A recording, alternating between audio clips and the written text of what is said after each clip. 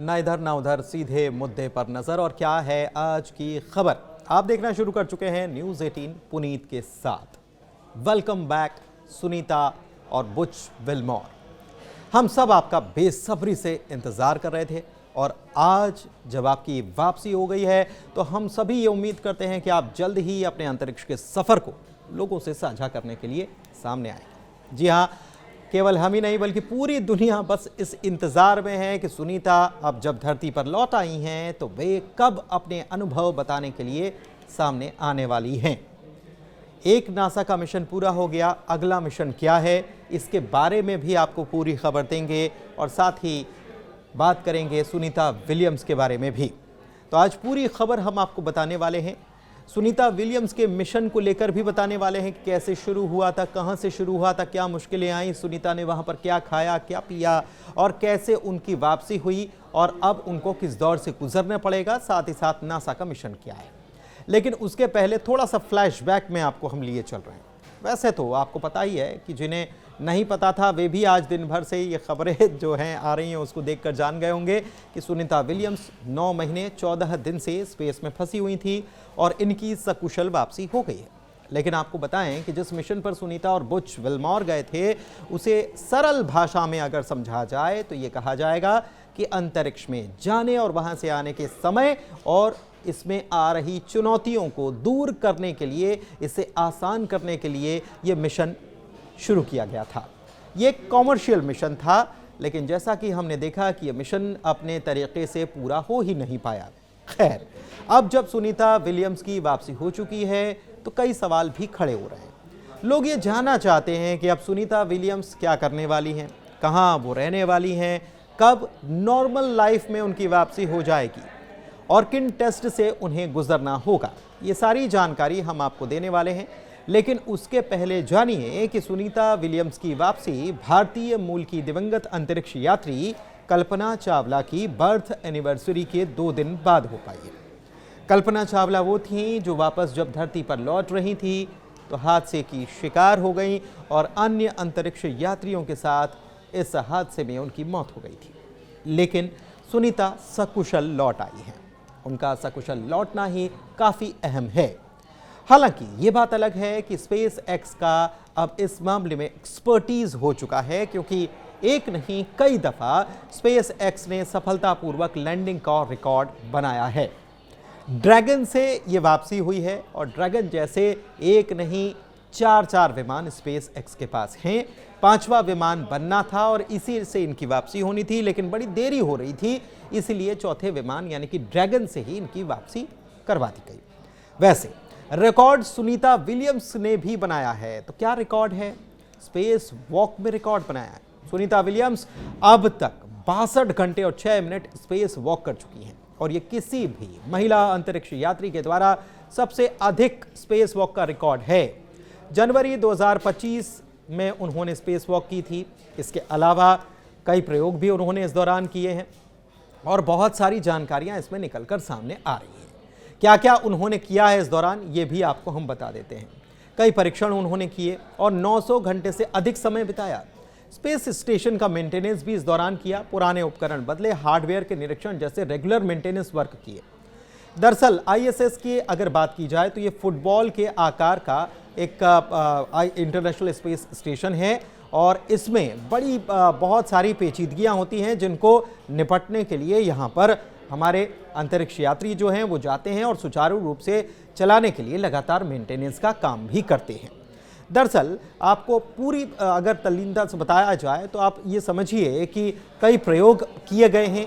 क्या क्या प्रयोग किए गए हैं इसको भी बताते हैं। कौन कौन से प्रयोग किए? दरअसल स्पेस स्टेशन में बुच विल्मोर और सुनीता विलियम्स जब थे तो इन्होंने 150 से ज़्यादा वैज्ञानिक प्रयोग किए, जिसमें जैव चिकित्सा, अनुसंधान, पर्यावरणीय अध्ययन, नई तकनीकों का परीक्षण भी शामिल था। 900 घंटे से अधिक समय ये काम उन्होंने किया, मेंटेनेंस का काम किया और सबसे बड़ी बात कि वहाँ कोई और नहीं होता तो हर छोटे से लेकर बड़ा काम वहाँ पर अंतरिक्ष यात्री ही करते हैं, चाहे वो इंटरनेशनल स्पेस स्टेशन की सफाई का काम हो, पुराने उपकरणों को बदलने का काम हो, हार्डवेयर को देखना हो, उसका मेंटेनेंस करना हो, आदि आदि। तो बता दिया हमने आपको कि ये कितना बड़ा है, फुटबॉल के मैदान के बराबर इसका आकार है और इसे सुचारू रूप से चलाने के लिए मेंटेनेंस की ज़रूरत होती है। फिजिकल फिटनेस भी इस दौरान काफ़ी अहम होती है, क्योंकि अंतरिक्ष में जो यात्री जाते हैं, भारहीनता के कारण उनकी मांसपेशियों और हड्डियों में कमजोरी आने लग जाती है और इससे बचने के लिए रेगुलर एक्सरसाइज बहुत ज़रूरी है। पृथ्वी पर जितनी ज़रूरी है उतनी ही अंतरिक्ष में भी। सुनीता ने नियमित रूप से व्यायाम किया और वेट ट्रेनिंग और दूसरी फिटनेस गतिविधियों में उन्होंने वक्त बिताया ताकि स्वास्थ्य संबंधी समस्याओं से बचा जा सके। 4 घंटे फिट रखने के लिए उनको काम करना पड़ता है। 4 घंटे वो कसरत या व्यायाम करना वैसे ज़रूरी भी होता है। कुछ लोगों के मन में ये सवाल भी आया कि इस दौरान सुनीता विलियम्स और उनके साथियों ने क्या क्या खाया पिया, उनके पास रसद थी क्या, कहीं खाना खत्म तो नहीं हो गया, खत्म हो गया तो फिर उन्होंने क्या काम किया, दरअसल उनके पास खाना आया कहां से। ये सारे सवाल लोगों के ज़हन में है, इसके जवाब बताते हैं आपको। ISS पर रहने के दौरान अंतरिक्ष यात्रियों ने कई तरह के भोजन किए, जैसे हम पृथ्वी पर करते हैं वैसे ही, मसलन पिज्ज़ा, रोस्टेड चिकन, झींगा, कॉकटेल, टूना और अनाज तक। शुरुआत में ताज़े फल और सब्जियां तो उनको मिली क्योंकि वो लेकर गए थे, लेकिन 3 महीनों में ये पूरी रसद खत्म हो गई। इसके बाद कैसे काम चला, क्योंकि 9 महीने 14 दिन बहुत बड़ा वक्त होता है। इसके बाद पैकेज्ड फूड जो होता है वो वहाँ पर प्रिजर्व करके पहले से रखा रहता है कि अगर कोई फंस जाए ऐसी स्थिति में क्या किया जाए, ये सारी तैयारियां पहले से होती हैं। तो पैकेज्ड और फ्रीज ड्राई खाद्य पदार्थों पर वो निर्भर रहे, जैसे हम इस्तेमाल करते ना मैगी और दूसरी चीज़ें, उसी तरीके से। मांस और अंडे पहले से पके होते थे और इन्हें केवल गर्म करना पड़ता था। रिसाइकलिंग सिस्टम से वहाँ पर पीने योग्य पानी को भी तैयार किया जाता था। और अब रिकॉर्ड पर फिर से आते हैं। सुनीता ने रिकॉर्ड तो अपने नाम कर लिया, लेकिन क्या आपको ये पता है कि जब 2012 में सुनीता विलियम्स दिल्ली आई थी तो उन्होंने क्या कहा था? उन्होंने कहा था कि रिकॉर्ड तो बनते ही टूटने के लिए है और उन्हें उम्मीद है कि उनका भी रिकॉर्ड ज़रूर टूट जाएगा। लेकिन देखिए, फिलहाल तो उन्होंने अपना एक बनाया पहले से बनाया था रिकॉर्ड, वो तोड़ दिया, नया रिकॉर्ड अपने नाम कर लिया। सुनीता विलियम्स अपनी तीसरी अंतरिक्ष यात्रा के साथ सबसे ज्यादा वक्त तक स्पेस वॉक करने वाली महिला हैं। इससे पहले यह रिकॉर्ड पिग्गी विट्सन के नाम पर था, जिन्होंने करीब 60 घंटे स्पेस वॉक किया था। वैसे सुनीता विलियम्स की स्पेस की यह तीसरी यात्रा थी और 3 यात्राओं के दौरान ही उन्होंने अपना यह रिकॉर्ड बनाया है। इतना ही नहीं, सुनीता ने एक और रिकॉर्ड बनाया। अंतरिक्ष में मैराथन दौड़ने वाली वो दुनिया की पहली अंतरिक्ष यात्री हैं। उन्होंने अप्रैल 2007 में बॉस्टन मैराथन का आयोजन जो हुआ था, धरती पर हुआ था, लेकिन अंतरिक्ष से ही उन्होंने इसमें अपीयरेंस दी या ये कहें कि शिरकत की। खैर, अब जब सुनीता और उनके साथी वापस धरती पर आ चुके हैं तो अब क्या होगा, इसकी बात जानते हैं। ये सवाल बहुत बड़ा है और लोग जानना चाह रहे हैं कहाँ उन्हें रखा जाएगा। तो ये जान लीजिए कि अंतरिक्ष से लौटने के बाद एस्ट्रोनॉट्स आमतौर पर 14 दिनों तक नॉर्मल लाइफ से दूर रहते हैं और उन्हें क्वारंटीन किया जाता है। क्वारंटीन का मतलब तो आप समझ ही गए होंगे।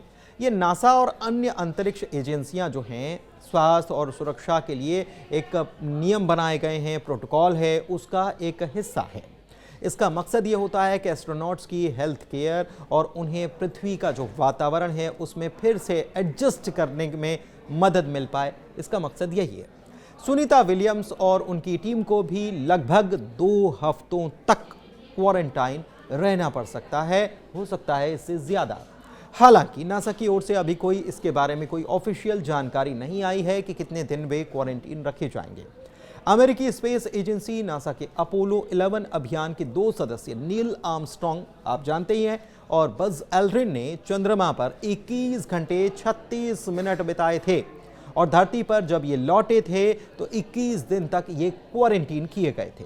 यानी कि मेडिकल चेकअप के बाद ही सुनीता विलियम्स और अन्य एस्ट्रोनॉट्स को नासा के जॉनसन स्पेस सेंटर ह्यूस्टन भेजा जाएगा और यहां अगले कुछ दिनों तक सभी को क्वारंटीन किया जाएगा।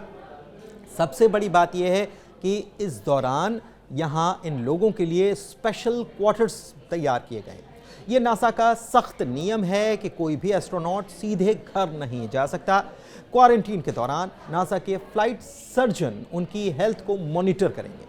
ये देखा जाएगा कि अंतरिक्ष से लौटने के बाद एस्ट्रोनॉट्स के शरीर में कोई बदलाव तो नहीं आ रहा है।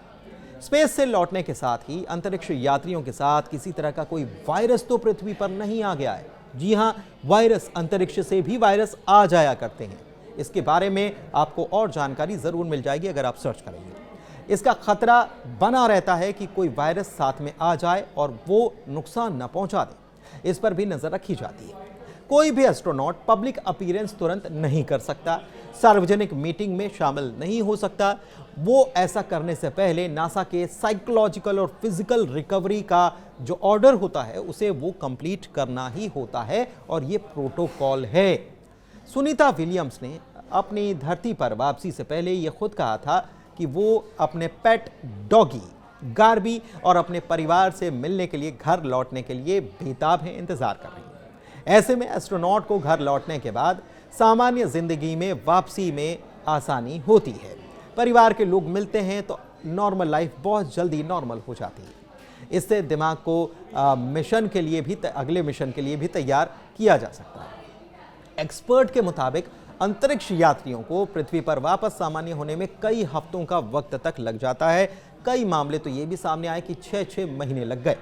दिलचस्प बात यह है कि अंतरिक्ष यात्री जब ISS यानी कि इंटरनेशनल स्पेस स्टेशन पर होते हैं तो वो एक दिन में 16 बार सूर्योदय देखते हैं और सूर्यास्त देखते हैं। और ऐसे में पृथ्वी पर लौटने के बाद एक दिन में सिर्फ एक बार सूर्योदय या सूर्यास्त दिखाई देने से तालमेल बैठाना बड़ा मुश्किल होता है। सबसे बड़ी चुनौती सुनीता विलियम्स और बुच विलमोर की सेहत को लेकर है। साथ ही उनको विशेष डाइट प्लान से भी गुजरना पड़ेगा। उनके सैकड़ों टेस्ट भी किए जाएंगे और लगातार निगरानी भी होती रहेगी।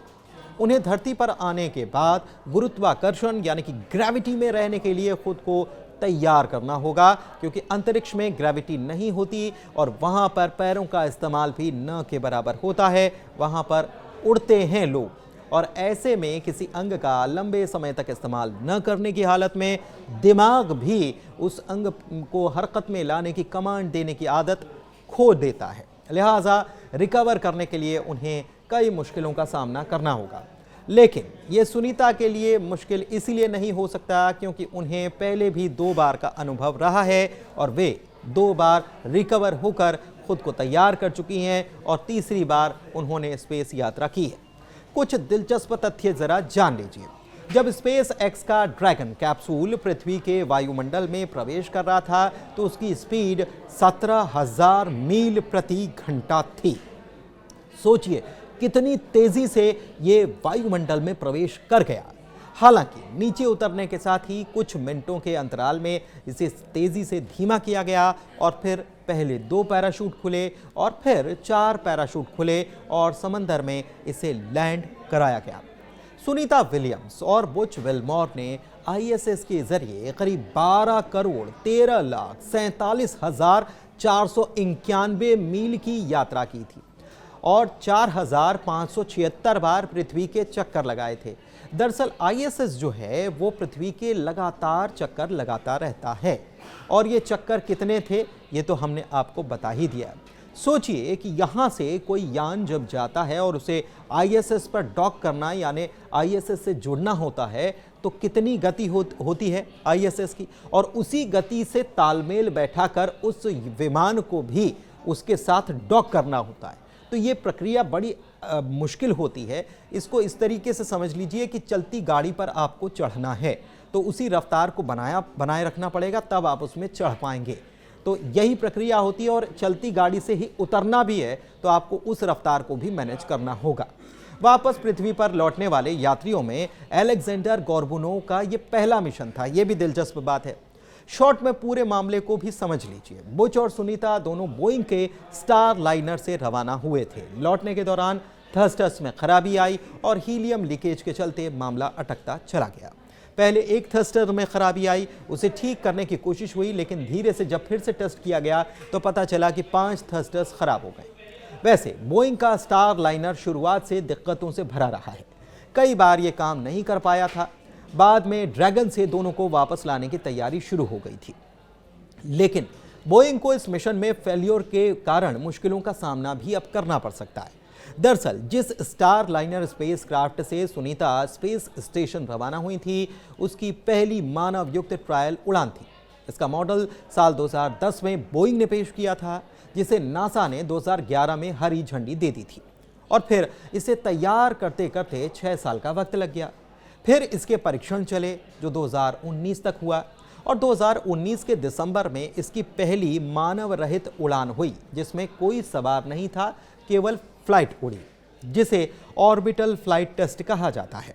इसमें कोई इंसान नहीं था, लेकिन इस दौरान सॉफ्टवेयर की गड़बड़ी सामने आई और इसकी वजह से ये दूसरे ऑर्बिट में ही पहुंच गया। इसके बाद दूसरी मानव रहित उड़ान 2020 में रखी गई।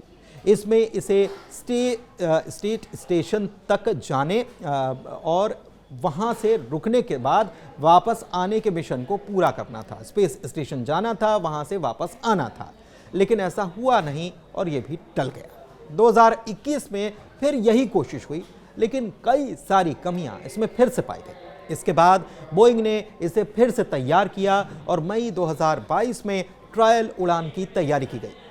19 मई 2022 को स्टार लाइनर ने फिर से उड़ान भरी। तब इसमें इंसानों की डमी बैठाई गई, यानी कि पुतले बैठाए गए, लेकिन ऑर्बिटल मैन्यूवरिंग और एल्टीट्यूड कंट्रोल सिस्टम के थ्रस्टर्स फिर से फेल हुए और वो भी अंतरिक्ष में।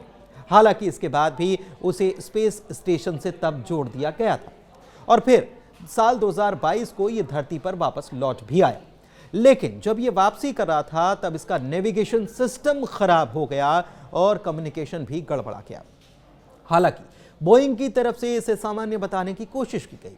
सोचिए कि जिस स्टार लाइनर को 2017 में मानव को लेकर उड़ना था, वो देरी होते होते 2023 तक दिक्कतों से भरा रहा। फिर 2023 में इसकी तारीख तय हुई और उड़ान 2024 में करने की बात कही गई, लेकिन कुछ दिक्कतों के कारण ये फिर से टला और फिर फाइनली 2024 को 5 जून को सुनीता विलियम्स और बुच विल्मोर इसमें बैठकर रवाना हुए। लेकिन लौटते वक्त इसमें फिर से समस्या आने लगी और हीलियम लीक और थ्रस्टर्स की प्रॉब्लम आई। इधर इस पूरे घटनाक्रम में बोइंग की दिक्कतें बढ़ती हुई मानी जा रही हैं। नासा की तरफ से कहा जा रहा है कि बोइंग का रवैया इस मामले में बेहद ढीला और गैर जिम्मेदाराना रहा है।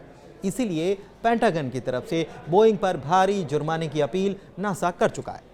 अब नासा के नए मिशन की जिसकी हम बात कर रहे थे, उस पर आते हैं। नासा के नए मिशन की भी बात करते हैं।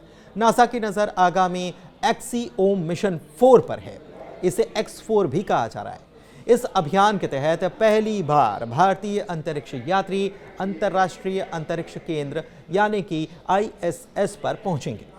इसी साल X4 के साथ पहली बार एक भारतीय अंतरिक्ष यात्री जिनका नाम शुभांशु शुक्ला है, ये एक निजी मिशन पर अंतर्राष्ट्रीय अंतरिक्ष स्टेशन यानी कि ISS की यात्रा करने वाले हैं।